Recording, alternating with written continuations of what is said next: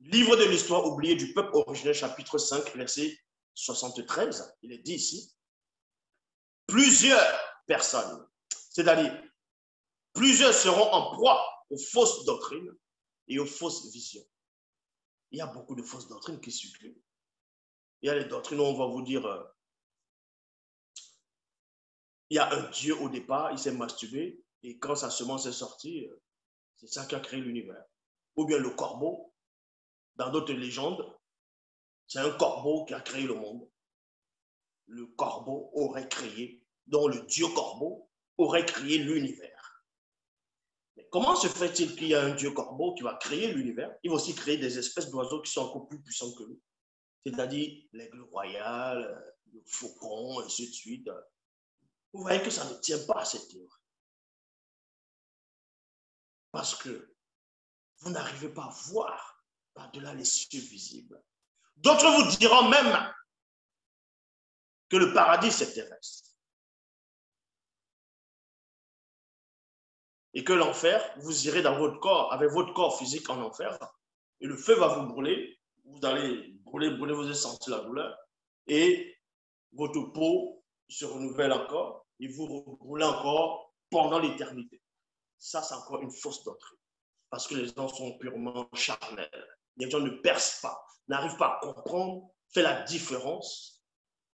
C'est quoi le spirituel et c'est quoi le physique. Avant de parler du spirituel, avant d'être connecté, d'ouvrir une brèche pour le monde des esprits, le monde supérieur de la haute fréquence, il faut d'abord un monde intermédiaire. Et c'est quoi le monde intermédiaire? C'est l'astral, c'est le monde astral. Certains vous diront, les faux pasteurs vous diront, oui, mais quand on parle de l'astral, c'est de la sorcellerie, ainsi de suite. Ils vous diront que c'est de la sorcellerie. Si vous ne savez pas, même dans les Bibles actuelles classiques, celui qu'on appelle Adam dans les Bibles actuelles classiques, quand le soi-disant Yahvé Adonai Jéhovah Elohim l'aurait créé à son image, selon les Bibles actuelles classiques, on vous apprend que l'homme devint une âme vivante. Une âme vivante. Donc l'âme qui se réfère à l'astral. Et c'est à partir de cet astral, en tant qu'âme vivante, qui va recevoir des lois de Yahvé, d'Adonai, d'Elohim, de Jéhovah, le démon, qui va premièrement recevoir cela. Donc vous ne pouvez percer le secret. Vous ne pouvez comprendre le spirituel sans passer par l'intermédiaire qui est l'astral. Et l'astral, c'est toujours un monde spirituel, mais visible. Donc, comme j'ai dit dans la démonologie, chapitre 1,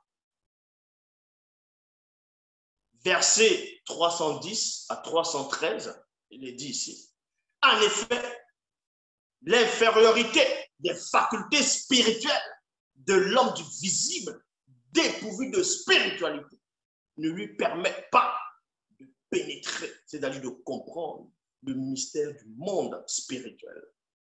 Mais à mesure que la semence, c'est-à-dire la vérité, du verbe de Yalaloma se développe dans son moi intérieur, son esprit pénètre mieux le fond de la réalité des choses cachées par-delà les cieux visibles. Et c'est ainsi qu'il s'en fait une idée plus juste et plus conforme à la saine doctrine. Comme il était dit, les humains depuis des âges se sont fait de fausses idées irrationnelles et illogiques, très divergentes sur la supposée réalité élucubrée de l'enfer. Dans d'autres croyances, on vous dit, vous allez passer au jugement, il y aura un crocodile qui va vous bouffer, qui va vous manger le cœur. Il va vous manger, et vous allez revenir, il vous mange pendant des siècles. Et vous voyez que ça ne tient pas. Ça ne tient pas.